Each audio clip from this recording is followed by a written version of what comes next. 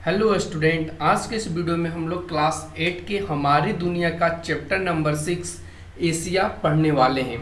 आज के इस वीडियो में हम लोग जानेंगे कि एशिया के जो भी चैप्टर के क्वेश्चन आंसर है उसको किस तरीके से करना है, कौन कौन से क्वेश्चंस का क्या क्या आंसर आएंगे। तो आज के इस वीडियो में हम लोग डिस्कस करने वाले, तो इसलिए आप लोग वीडियो शुरू से लेकर अंत तक देखिए, तो आपको इस चैप्टर का आंसर क्वेश्चन फुल्ली समझ में आएगा और खुद से भी आप आंसर राइटिंग कर सकेंगे आज की इस वीडियो को देख करके। ठीक है, तो आप लोग बने रहे। एशिया एक संक्षिप्त वितरण का आइए हम लोग आंसर क्वेश्चन करते हैं। तो पढ़ते हैं अब हम लोग क्वेश्चंस के थ्रू। क्वेश्चन आपका ये क्वेश्चन नंबर फर्स्ट में पूछा गया है आपसे, एशिया के पूर्व में है। ऑप्शन यहाँ पे दिए गए हैं। ऑप्शन क की बात करें तो देखिए क में यहाँ पे दिया है प्रशांत महासागर है, यूरोप महासागर है, हिंद महासागर है या लाल सागर है। तो एशिया के पूर्व में कौन सा आपका महासागर है? तो इसका सही जवाब हो जाएगा ऑप्शन का प्रशांत महासागर। बढ़ते हैं अगले क्वेश्चन की तरफ। अगला क्वेश्चन आपको कहा है कि संसार की छत कहलाती है। ऑप्शंस यहाँ पे दिए गए हैं। ऑप्शन क की बात करें तो क में देखिए यहाँ पे दिया है तिब्बत की पठार, ख में आपको दिया माउंट एवरेस्ट, ग में दिया है पामीर की पठार और घ में दिया है यूराल पर्वतमाला। तो संसार की छत कहलाने वाली जो है बच्चों वो आपका क हो जाएगा, तिब्बत का पठार। ठीक है, तिब्बत के पठार को हम लोग संसार के छत के नाम से जानते हैं। अगला क्वेश्चन है क्वेश्चन नंबर 3 में, कहता है कि एशिया की दक्षिणी भाग की जलवायु है। एशिया की दक्षिणी भाग की जलवायु क्या है आपको बताना है। ऑप्शंस यहाँ पे दिए गए हैं। ऑप्शन क में शीतोष्ण दिया है, ऑप्शन ख में उष्ण, ऑप्शन ग में मरुस्थलीय या ऑप्शन घ में विषुवत रेखीय। तो आपको बताना है कि एशिया की जो दक्षिणी भाग की जलवायु वो कैसी है। तो इन ऑप्शंस में आपका जो सही जवाब हो जाएगा वो ऑप्शन क हो जाएगा। एशिया की जो दक्षिणी भाग की जलवायु है वो आपका शीतोष्ण है। अब आप लोग कमेंट सेक्शन में बताना कि शीतोष्ण के मतलब क्या होता है। ठीक है, क्योंकि यहाँ पे आपको समझना बहुत जरूरी है कि शीतोष्ण का मतलब होता क्या है। बढ़ते अगले क्वेश्चन नंबर 4 पे। क्वेश्चन नंबर 4 का था यहाँ पे कि सर्वाधिक मुस्लिम आबादी वाला देश है। सर्वाधिक मुस्लिम आबादी वाला देश कौन सा है? ऑप्शन यहाँ पे दिए गए। ऑप्शन क में दिया गया है आपको बुर्नोई, ऑप्शन ख में दिया गया है ईरान, ऑप्शन ग में कंबोडिया और ऑप्शन घ में इंडोनेशिया। तो सर्वाधिक मुस्लिम आबादी वाला जो कंट्री है इन ऑप्शंस में वो आपका है ऑप्शन ख ईरान। ठीक है, ऑप्शन ख आपका हो जाएगा ईरान। बढ़ते अगले क्वेश्चन पे। अगला क्वेश्चन आपको इस तरीके से क्वेश्चन नंबर 5 में कि हांगहो नदी घाटी सभ्यता विकसित है। हांगहो नदी घाटी जो सभ्यता विकसित है वो कहाँ पर विकसित है? ऑप्शन क में देखिए यहाँ पे दिया है चीन में, ऑप्शन ख में दिया भारत में, ऑप्शन ग में ईरान इराक में और ऑप्शन घ मिस्र में। तो हांगहो नदी घाटी सभ्यता जो विकसित हुई है वो आपका चीन में हुई है। तो ऑप्शन क बिल्कुल करेक्ट आंसर होगा।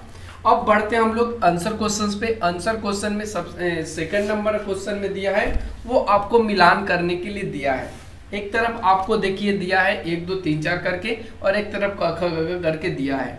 आपको मिलाना है यहाँ पे कि इन जो 1 2 3 वाले हैं वो क ख ग घ में कैसे मिलेंगे। ठीक है, या आप इसको ऐसे भी लिख सकते हैं, ये आपका ए है, ये आपका बी है, तो कॉलम ए को कॉलम बी से मिलान करना है।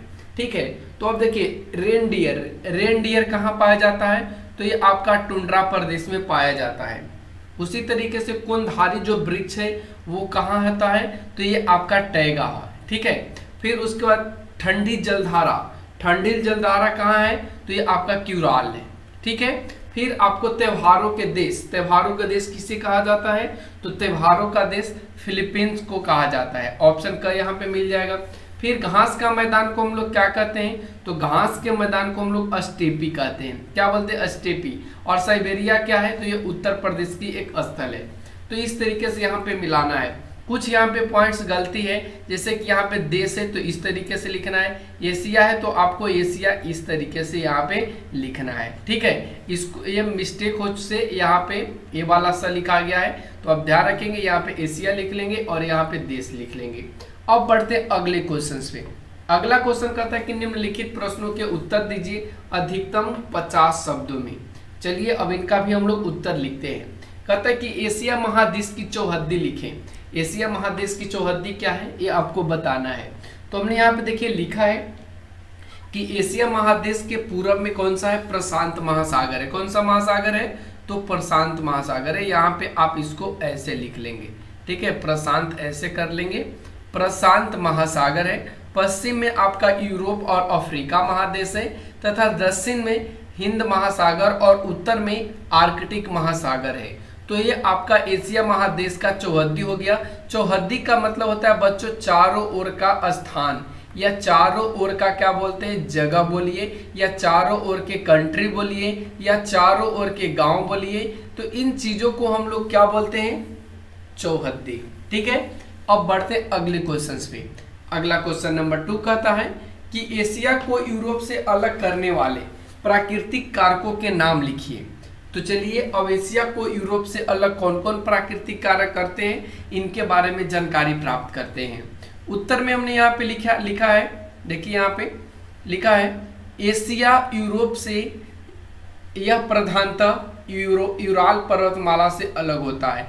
यानी मूल रूप से हम एशिया की बात करें तो ये यूराल पर्वतमाला से यूरोप से क्या हो जाता है, अलग हो जाता है। साथ ही ये यूरोप से अलग करने वाले इसमें और कुछ भी यहाँ पे महत्वपूर्ण भूमिका निभाते हैं, जिसमें आपका डार्डोनेलिस ये एक जल संधि है। जल संधि कहने का मतलब, ठीक है, जल संधि कहने का मतलब होता है बीच के भाग को दो स्थल क्षेत्रों से जोड़ना। ठीक है, फिर उसके बाद बारपोरस जल संधि, फिर उसके बाद मारामर सागर, काला सागर, कैस्पियन सागर, यूराल नदी, इनकी भूमिका महत्वपूर्ण है एशिया को यूरोप से अलग करने में। ठीक है, अब बढ़ते अगले क्वेश्चन पे। अगला क्वेश्चन कहता है सभ्यताओं का पलना एशिया को क्यों कहा जाता है। देखिए सभ्यताओं का पलना का मतलब क्या होता है, झूला का पलना होता है ना, तो किसी बच्चे को ये जन्म से लेकर के उसे बड़ा होने तक इसका साथ देता है। तो ठीक उसी प्रकार से सभ्यताओं का पलना एशिया को क्यों कहा जाता है, आखिर सभ्यताओं को इसने कैसे पाला, तो आइए इसके बारे में जानते हैं। उत्तर में देखिए यहाँ पे हमने लिखा है, क्या क्या लिखा है आप इसको ध्यान से जरा देखिएगा। उत्तर में हमने लिखा है कि सभ्यताओं का पलना एशिया को इसलिए कहा जाता है क्योंकि इसी महादेश में, यानी कि एशिया महादेश में ही दजला फुरात नदी घाटी में मेसोपोटामिया सभ्यता की यहाँ पे विकसित हुई और ये अभी वर्तमान में इराक में है। फिर उसमें सिंधु घाटी सभ्यता का भी विकास हुआ जिसमें अपना खुद भारत है और ये पाकिस्तान में इसका कुछ पार्ट चला गया है। फिर उसके बाद हांगो नदी घाटी सभ्यता जो वर्तमान में चीन के पास है। हांगो नदी घाटी सभ्यता ये कहाँ है, वर्तमान में चीन के पास है। और ये सभी कहाँ है, एशिया महादेश में विकसित हुए हैं। ये जो आप सभ्यताएं देख रहे हैं ये सारे के सारे अपने ही कंट्री में विकसित हुए हैं। तो इतनी सारी सभ्यताओं का एक महादेश में उत्थान और पतन एक अभूतपूर्व घटना है और इन्हीं घटनाओं के कारण हम कह सकते हैं कि जो एशिया है वो सभ्यताओं के पलना के नाम से जाना जाता है या सभ्यताओं के पलना कहा जाता है। अब बढ़ते अगले क्वेश्चन पे। अगला क्वेश्चन कहता है एशिया महादेश में कृषि निर्वहन का प्रमुख साधन है कैसे। तो चलिए इसका भी उत्तर जानते हैं। हमने उत्तर में यहाँ पे देखिए लिखा है कि एशिया महादेश में 70% लोग क्या करते हैं, कृषि से अपना जीवन चलाते हैं, यानी कृषि से जीविका प्राप्त करते हैं। यहाँ कृषक समाज में परंपरागत कृषि और आधुनिक कृषि के तरीकों को समन्वित रूप से अपनाया गया है। यहाँ की प्रमुख फसलें क्या हैं, धान है। तो आप देख पाए कि एशिया महादेश में कृषि निर्वहन के प्रमुख साधन क्या हैं, तो ये परंपरागत कृषि करते हैं और आधुनिक कृषि के भी तरीकों को इन्होंने अपनाया है आज के डेट में। और यहाँ ज़्यादातर एशिया महादेश की बात करें तो यहाँ पे फसलों में ज़्यादातर आपको धान प्रमुख देखने को मिलेगा। ठीक है, तो इस तरीके से यहाँ पे एशिया महादेश में कृषि निर्वहन के प्रमुख साधन हमने यहाँ पे बता दिए। तो कैसा लगा आज का ये वीडियो कमेंट सेक्शन में कमेंट करके बताना, क्योंकि इस चैप्टर में इतना ही क्वेश्चन था। इसका लघु उत्तरीय तो हमने बता दिया, दीर्घ उत्तरीय अगले वीडियो में आपको प्रोवाइड कराया जाएगा। तो आज के लिए बस इतना ही। Thanks for watching, take care, bye bye.